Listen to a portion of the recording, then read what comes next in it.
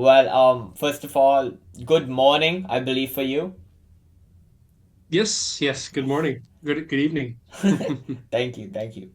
So, my first question is could you introduce yourself a little bit to the audience and to me? I went through your experience, but if you could shed some more light on what you do. Sure. Mm-hmm. So my name is Joe Mazur. I'm originally from the US, but I've been living in Beijing for about 10 years now. I work for Trivium China, which is a research consultancy. And what that means is basically we help companies understand the China market, right? We help them understand the policies that are likely to affect their industry, and we give them advice on how they might maximize their potential in the China market and minimize their risk. Um, so my China story is pretty typical. I traveled to China for the first time after high school, just as a tourist, and was fascinated. I really wanted to know more. At the time, I Mm-hmm. didn't really know anything about China, but I spent about 6 weeks traveling here.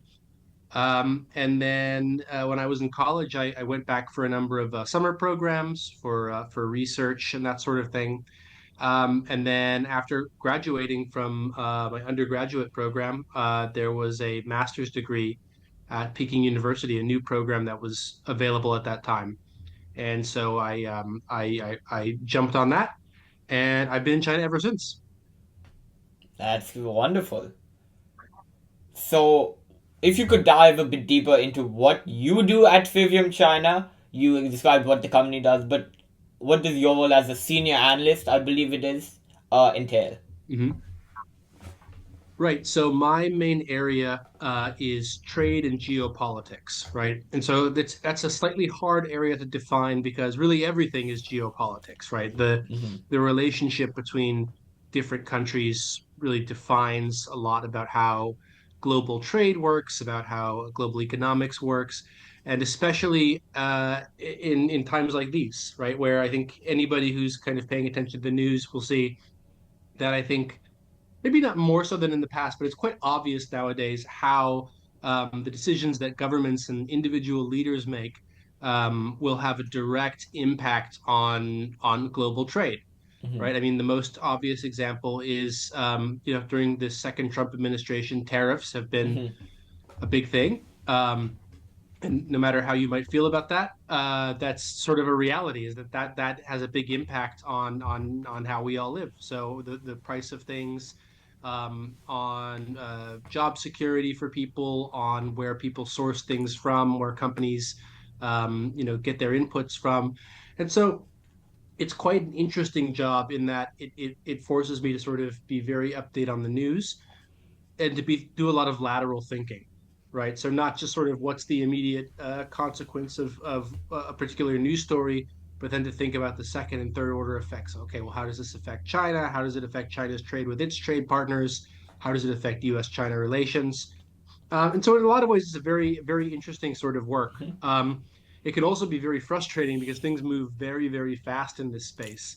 Um, and if you're not sort of staying on top of it all the time, things can pass you by Mm-hmm. without you being aware of it. So, yeah, it requires me to stay up to date on things, but in general, it's a fun way to think about how the world works in kind of a macro sense.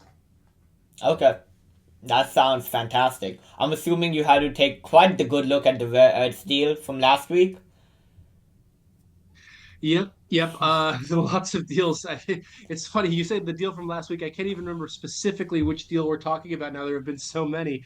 But yeah, so the new tariff deadline that's Mm-hmm. coming up is something that we're looking at. And interestingly, that one doesn't impact China directly. Those are targeted at other countries. But yeah, I mean, but even that we have to consider what that's going to mean for the U.S. trade relationship with those partners. Does that have any impact on China, either positive or negative? So yeah, it's it's certainly never boring. Well, that's better than it being boring. So, yeah, I think geopolitics is very Absolutely. fascinating. I like to keep up with the news personally. I find it very interesting. So, yeah, I think the deal I was specifically talking about was the one on critical minerals, I believe. Yeah. Yeah, critical minerals has been the one that we've been looking at for quite a while now, and it's quite interesting because China's been I suppose teasing the idea that it could restrict critical minerals for quite some time, and Mm-hmm. indeed actually it has done in the past several years ago, I think against Japan. Um, but it's interesting. This is the first time that we've seen China really kind of play hardball with the critical minerals, and it seems for now that the U.S. and most other Western countries don't really have a good answer for that, right? The Mm-hmm. critical minerals are still in high demand, and China controls something like 90% of the processing for them. Mm-hmm. And so it's not so easy to just, try to find an alternate source, right? It's a pretty inelastic good to use an economics term. So yeah, I mean, we'll see where that goes. And luckily for right now, it seems like the U.S. and China have reached a deal there, as you alluded to. Mm-hmm. And so maybe that'll help to stabilize things. I personally kind of hope so. But we'll see. Things are things are hard to predict at the I moment. I think that's exactly what we have to do. Wait and see. Well, my second question is from your experience in the global shapers community at the World Economic Forum, what role do you think especially young people, essentially play in global policy? Yeah, it's a great question. It being a young person interested in global policy is difficult, right? Because you have all this sort of enthusiasm, you have this interest, but as someone who's young, whether you're a student or early in your career, you might not have the sort of resources that people who are a little bit older and more established do, right? So, I think that young people can become disillusioned with how difficult it is to change things. But I guess what I would say is work with the resources that you have, right? So within your local community, try to think about what sort of topics you're interested in on a macro level. So whether that's, I don't know, civil society, or whether that's climate change, and try to do something within your own community to sort of push that forward. And that'll do two things. One, it'll give you some experience of um, what's the word I'm looking for, of kind of taking action on an issue that's important to you. And also, it will eventually build up your credibility, right? And so over time, this will give you the opportunity to really kind of get involved in things in maybe a more meaningful way. And as your career progresses and as you sort of build up a personal network and build up your own personal resources, over time, you can then sort of transition your interest into actionable results. And I would also say, even when you're young, you can sort of hone your knowledge, right? Whatever sort of topic interests you and whatever topic is important to you, it's never too early to begin researching to become an expert, right? It's never too early to begin considering, what you might like to study, for example, in university or in advanced degrees, or what kind of career you might like to pursue, which is relevant to those things. So, yeah, what I would say is I meet a lot of young people, including in the global shapers community, who want to go out and change the world immediately, and they get frustrated by how difficult it is. They say, well, yes, of course it's difficult. It's changing the world, but that doesn't mean there aren't things that you can do. But yes, I mean it's sort of like the old adage that you should think globally and act locally. I would say is kind of the base of it. I've actually not heard that before, but that is definitely a good one. I'll keep that in mind. Yeah, think globally, act Think locally. globally, Yep. act locally. So my next question is: as a teaching assistant for former Vice Foreign Minister He Yafei, I'm so sorry if I pronounced that wrong. What did you learn about China's approach to No, global you that was quite good. governance? That was good. Thank you. And multilateralism that might surprise a Western audience. That was hard to read. Yeah. Yeah, so to give a little background is when I was doing my master's degree at Peking University, there was a class, as you said, taught by a former vice foreign minister, He Yafei. And that was very interesting because he was, as a former official, the Chinese system obviously is very kind of buttoned up. It's very choreographed in a lot of ways. And even former officials aren't talking super freely with their own opinions. They're kind of, so in that class, he was sort of, he was presenting the official line, right? Which I think everybody understood that. And that doesn't mean it wasn't useful. I think there were a lot of useful insights to understand how China thinks about the world. But to answer your question, I think that China feels that the global governance system is unfairly dominated by Western countries. And I think China is probably not the only country that feels that way. I think there's a Mhm. lot of countries, especially in the global south, who also feel that way. And that takes the form of things like, Dicks. the global financial system. They want more, yeah, BRICS, yeah, Hmm. exactly, BRICS. They want more representation in things like voting shares in the Hmm. World Bank and the IMF. They think that the U.S. military alliance system unfairly targets countries, and so that's sort of at the basis is that China is an increasingly important country, and not only China. China claims to sort of represent a lot of other countries in the developing world, and their thought is sort of like, hey, we make up the majority of the world population. It's not fair that the West dominates so much of global governance, and we think that it's important that other countries, including China, has a say. um, I think that's probably the most charitable way to look at it. A more cynical way might be to say that China wants the freedom to do what it wants to do without being constrained or lectured by the US, right? And probably elements of both of those are true, right? First of all, there could be there is an element of concern about fairness, just sort of objective fairness. Um, on the other hand, China does want more freedom to pursue its own goals on the world stage without being hemmed in by the U.S. and its allies. So that's one aspect. I would also say that there's China has a lot of faith in its own system. So one party rule, um, which I think, as the Chinese would describe it, is it's one party rule that prioritizes the people. Obviously, you could debate that a lot. China refers to itself as a democracy of sorts.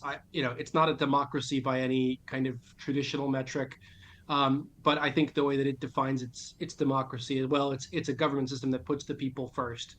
And in fairness to China, um, we've seen an incredible amount of economic growth, an incredible number of people lifted out of poverty. So there's something to that.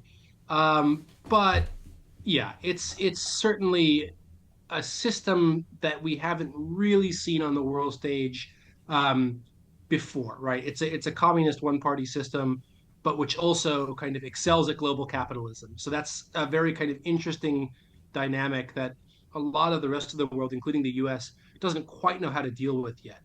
Um, so yeah, I mean that's kind of a long answer to your question, but um, I would say that China's outlook on the world is kind of guided by those principles, which is more representation for itself and for the developing world, and creating the freedom for it to pursue its own government and economic model. So I know over the last 50 years, China's really transitioned from pure communism to more of some capitalist based policies. Do you think that had a major effect on lifting people out of poverty? Or do you think it was just as a result of the governance system? As someone in China, I haven't heard many opinions on this, so that I'd ask you. Yeah, so I'll give you sort of a short Mm-hmm. history lesson because that's kind of important. Is Mao Zedong died in 1976, Mm-hmm. and shortly after his death, a guy called Deng Xiaoping came to Mm-hmm. power, who you may have heard of. And he began sort of this process of what was called reform and opening, which was sort of this shift from, I guess, what you would call like hard communism to, gradual market-based reforms, right? And that's a process that's still going on today, right? So it's a very, very, long process that goes from, effectively no private enterprise to one where where China's sort of the you know, incredibly powerful force of global capitalism that it is today. Um, China's economy does still retain a lot of features of a Leninist system. Like state-owned enterprises are still a Mm-hmm. major important part of the economy. The government plays a much larger role in kind of dictating economic outcomes or goals compared with a liberal democracy.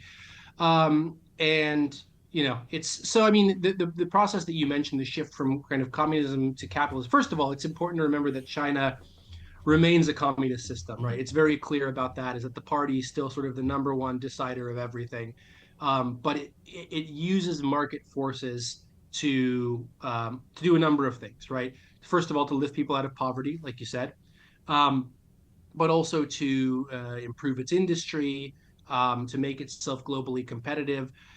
So yeah, I mean, I think that when we talk about China's development, it's important to remember that the party is always going to put itself in kind of the top position, Mhm. but it views itself as being in partnership with industry and society, and using markets to kind of advance those goals. I've read some articles about Xi Jinping that he's slowly stepping back from these market based reforms. Is this true? Is he stepping somewhere towards it or in the middle? Because I haven't been totally educated on what his stance is. That's a great question, and it's very complicated. So certainly Xi Jinping has he's tightened control a lot more compared with his predecessors Mm-hmm. on civil society, within government. Um, and when it comes to the economy, there's sort of a number of different things. I mean, he's kind of cracked down on a number of industries. So like the housing market, a few years ago on the tech industry, and he sort of really reinforced this message that the government is in charge and that the party is the final decider. On the other hand, he's also tried to develop different aspects of the market-based economy, right? So one problem that China has is that its people don't consume as I'm getting sort of into economic wonk territory here, so Mm-hmm. I'll keep it brief. But the people in China don't consume, or consumption doesn't account for as much of the Chinese economy Mm-hmm. as it does in other countries. And that's kind of a problem because then it forces China to rely on an export model. So Mm-hmm. it's a number of things. I wouldn't I wouldn't say that Xi Jinping is kind of definitively going in the direction of like more control or more markets. It's sort of a weird pick and choose combination of Mm-hmm. more control in some areas and more market orientation in others. Is the consumerism issue something with wages, or is it more with the society and culture? And we can get into economics. That's what I love. Sure, So. sure. It's no, I mean, I'm just impressed because I didn't have a much of an economics education when I was in high school. So the fact that you guys can talk about that competently is great. Um, yeah, I mean, so it's mostly in the aftermath of COVID. The main problem has been people feeling that their jobs aren't secure. Mm-hmm. So, I was in China during all of COVID, and everybody's COVID experience was disruptive and difficult in its own way.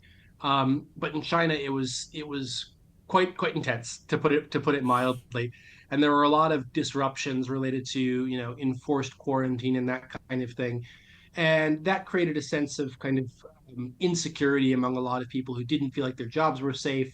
Small businesses were impacted, and so they're not hiring. And if they're not hiring, people aren't bringing in money with jobs. And so, sort of in a nutshell, that's one of the main problems with why the consumption levels are so low. And at the time, and so to kind of offset that, China for the past 40 years or so, since the beginning of reform and opening, has been an export-oriented economy, Mm-hmm. and so it's continuing, excuse me, to rely on exports. But that leads to tensions with the trade partners, right? The U.S. is concerned about the trade balance. Not just the U.S., the European Union as well is very frustrated with, for example, Chinese electric vehicles, selling in Europe for much lower prices than the Europeans can produce. Steel, textiles. So and also China itself doesn't want to be reliant on exports forever, Mm-hmm. right? They know it's not a really sustainable model. As the population ages and as wages increase in China, it's no longer, I mean, it's maybe several decades down the line, but it's no longer going to be feasible to rely Mm-hmm. primarily on exports, right? And so that's the one reason they want to switch to over time a more consumer oriented economy because, Mm-hmm. well, they're the second largest country by population in the world.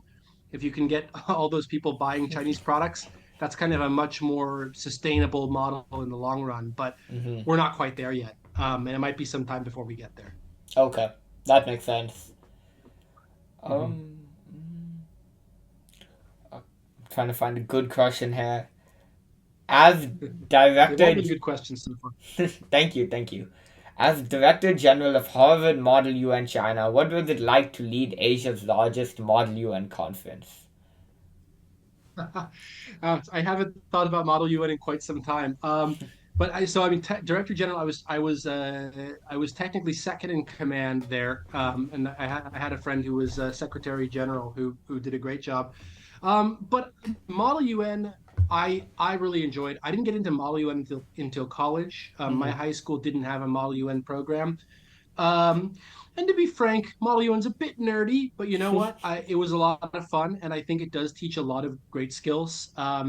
It teaches you to be, it teaches you about sort of the specific topic areas that you're debating. It teaches you to see things from the perspective of different countries and consider different viewpoints in a global context. It forces you to kind of seek compromise with people and to defend your positions. So nerdy or not, I first of all, it's a lot of fun. I had a great time with it, and secondly, I think it does teach you a lot of great skills. And that program was really cool because that brought us to Beijing to be doing that program, and you saw. It was a very truly international Model UN conference. I mean, the majority of the participants were from China, of course, but from many other countries as well, and to see sort of the UN element happen not just in the committee room, but also with young people interacting with each other, just as friends and peers, was a very special thing, right? And I think especially the Chinese students, right? The Chinese education system isn't quite as interactive as it is in the States, right? It's kind of Mm-hmm. a lot more like lecture focused, and so in the beginning, a lot of the Chinese students were not so comfortable speaking up. But as the conference progressed, you could see their confidence begin to grow, and they'd say, "Oh, as the representative of the Philippines, I demand that you consider this and that." And it was really fun to watch them kind of grow into the role and gain confidence. So yeah, I like Model UN a lot, and that was a very cool experience. Okay, I have a lot of friends who do Model UN. I personally thought about Mm-hmm. joining, haven't made a decision yet, but it sounds awesome. Yeah, you can give it a try, see if you like it. That's what I was thinking. Yeah. Um, So at Harvard, you were deeply involved in the Harvard College Association for US China Relations. That is a mouthful. And led the Harvard Summit for Young Leaders in China. That is also a mouthful. What did that early leadership teach you, and what would you pass on about those lessons, per se? Yeah, I mean, in a lot of ways, it's quite similar to the Model UN piece. Is that it was just a really great way to kind of. So, I mean, to explain what the program is, the Harvard Summit for Young Leaders in China, it consists of bringing around like 20 or so Harvard students to act as sort of seminar leaders at a kind of what I would call like sort of a traditional American summer camp kind of thing. Because that's until recently it wasn't really a thing in China. The summer camp, I think that might be changing now, but summer camps weren't really well established the same way they are in the U.S. Mm-hmm. Um, but yeah, I mean, and so what it consisted of was bringing these Harvard students over, and they would sort of teach a class on any area of their interest, right? So that could be anything from economics to art to science to hard mathematics to social issues, and it was sort of an introduction to the liberal arts education for a lot of these Chinese students, um, because maybe in China people and students and especially their parents tend to be quite practical, and so maybe they wouldn't have seen the inherent value of taking a class on, for example, the culture of American superheroes, which was a class that somebody taught there that summer. Um, but I mean, obviously, as we know, there's a lot to learn from liberal arts, and no matter kind of what area of discipline you're in, there are skills that go along with that. So I think that was the real value of that program was the idea of kind of a liberal arts education in China, and a lot. I keep in touch with some of the students from that. and they've gone on to do really great things. A lot of them have now gone on to study in the U.S. And yeah, I mean that was a really cool experience. I think liberal arts can sometimes be undervalued per se, even though it's a very valuable education. Even here in the States, I talk to my friends, and not that many want to go into it. So, Yeah, yeah. yeah. It just depends on kind of what you want for your future, and I mean, Mm-hmm. sometimes you do got to think about the job market for sure. But I mean, for me, I did a liberal arts education, and I did history, and for me, learning to be a good writer was the most important thing, right? And I Mm-hmm. think that'll become even more important in the age of Chat GPT, is sort of to be able to differentiate yourself from AI. I mean, it'll be challenging for sure, but I mean that's a skill that served me well. So yeah, I mean, I'm pro liberal arts education. I'm also pro any type of education, really.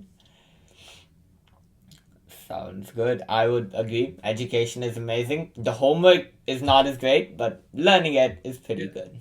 yeah, not great, but sadly necessary. Yeah. Yeah.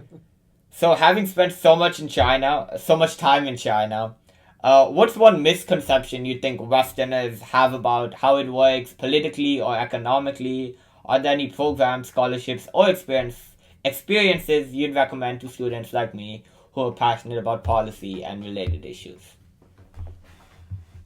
Yeah, wow, that's a big question. Okay, I'll give you the short answer, then I'll give you the long answer. So the short answer in terms of misconceptions is the social credit system doesn't exist. not not I mean I know it's become sort of like a meme on the internet, and it is, it is kind of funny, to be fair. But people in China do not have individual social credit scores. You don't get docked for saying something bad about Xi Jinping, it's, I mean, it's basically envisioned as a compliance system for companies, right? So to make sure that you're not, for example, starting up a company in one province and absconding with the money, then trying to open up another, uh, company in a different province. So yeah, the social credit system as it's imagined in the West doesn't exist. I think that China's done quite a poor job of countering that narrative, but it's entrenched now, so I don't think they're going to do anything about it. But more broadly, it's hard to know until you go, right? Like I said at the beginning, when I went to China for the first time, I really knew nothing about the country. Mhm. And I'm still learning, right? It's a huge complicated country, and every day I sort of learn something new, even after 10 years of being here. Um, so I would just say, whether it's China or whether it's any other country, or really whatever you're approaching in life, right? Try to reserve judgment at first. Try to gain some firsthand experience if you can, right? Try to see things from another point of view. That doesn't mean you always have to like everything that you see. It doesn't mean that you have to agree with everything. I mean, obviously, there are certain things in China that I don't agree with and I don't like. But I think the first step should proceed from wanting to understand instead of wanting to judge. Mhm. Um, and I think that'll serve you well in almost any aspect of life, whether it's, learning about other cultures or just interacting with people, even. In terms of programs to learn more, yeah, I mean, I think when you get to college, there hopefully will be a lot of exchange programs that you can do. Mhm. And I'll just sort of speak generally about going abroad, not China specifically, but if you can find in college like a fully funded way to go abroad. I mean, some colleges offer that. Year abroad programs are a thing.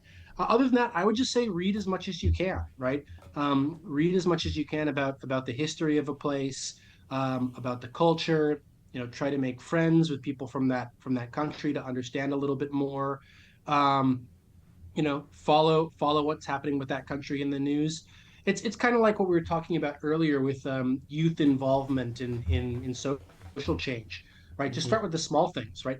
Read as much as possible, and have an open mind, and if you can make it to X, Y, or Z country, just on a short-term basis, that can really be an eye-opening experience, and one.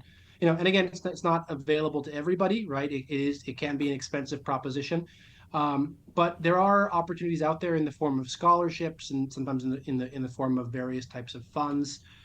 Um, Yeah, so I would just say keep an open mind, stay curious, and just always be ready to learn more. Hmm. I think reading about other nations is what I've been working on this summer. I'm not a big reader, but I realize I really need to get into that. So, I'm looking for books. Mhm. Do you have any recommendations? Or Oh man, what a great question. Okay. All right. Well, so I'll say this one first. My favorite book on China is called The Search for Modern China by Jonathan Spence. But that write is an that down. absolutely gigantic, dense, boring book that I think only absolute nerds would enjoy. But I am an absolute nerd, so I love that one. It's the most kind of sweeping history of China in English that I've seen out there. Let me see, just kind of looking through my notes here. Of course. Um, Give me 1 second. Yeah, I mean, if you want to, some really good books are by a guy called Peter Hessler. Hmm. That's Hessler. Hmm. And he was a Peace Corps volunteer in rural China in the 90s. And he's written a series of books about China, his experiences there. And I think he does a really good um, job of kind of presenting a really even-handed view, and he kind of from his perspective as a foreigner kind of reflects on things, and he's very insightful. So I would say if you're kind of interested in learning about what daily life is like in China, from a really kind of thoughtful writer in the English language, Peter Hessler is great. So I would say look Okay. him up for sure. Sounds good. Thank you. So we only have around 5 minutes left, so I'm gonna end the last question. How do you balance objectivity and nuance when discussing complex and sensitive geopolitical issues in your writing and consulting work? That is. It's yeah. Um, I think it helps to have outlets where you can talk about your real feelings with friends or family. And so that helps you to maintain objectivity in the places where it's important. But then you can, also prevent yourself from going completely crazy by talking to people about your feelings. So, Mhm. as with anything in life, you develop a good support network of friends and family that you can vent to now and then. But I mean, I guess the way that I think about it is there's enough partisan analysis on China, right? Whether pro or anti-China, there's tons of people who are out there kind of making dishonest arguments one way or the other, Mhm. and to I think it's a relatively, it's easy to be a partisan. It's relatively harder to try to provide a nuanced take, but I think it's really important. And so I'm kind of driven by that mission to give as honest an assessment and as balanced an assessment of China as I possibly can. And I think there's value in that. So that's kind of how I do it. Absolutely. I think personally, if I took up a job like this, whether it be foreign or here in the US, I think that would be the hardest part, trying to balance the arguments and just putting it together in an objective manner, which you seem to be doing a Yeah. great job of. Well, it helps that I have some great colleagues who are also kind Hmm. of a similar frame of mind. It helps us allows us to talk about things in kind of an all around sort of way. Hmm. Well, thank you so much. That's all I had. Do you have any questions for me or? No, I'm just saying this is a great initiative, and yeah, keep going with it, and best of luck. Well, thank you so much. It was amazing talking to you, hearing your perspectives and takes, and for the advice that you've given. So, Oh, my pleasure, Shivan. Thank you for reaching out. of course. Well, I will see you then. Uh, Okay, okay. Thank you. Have a good one. okay, bye bye. You too. Bye. Bye bye.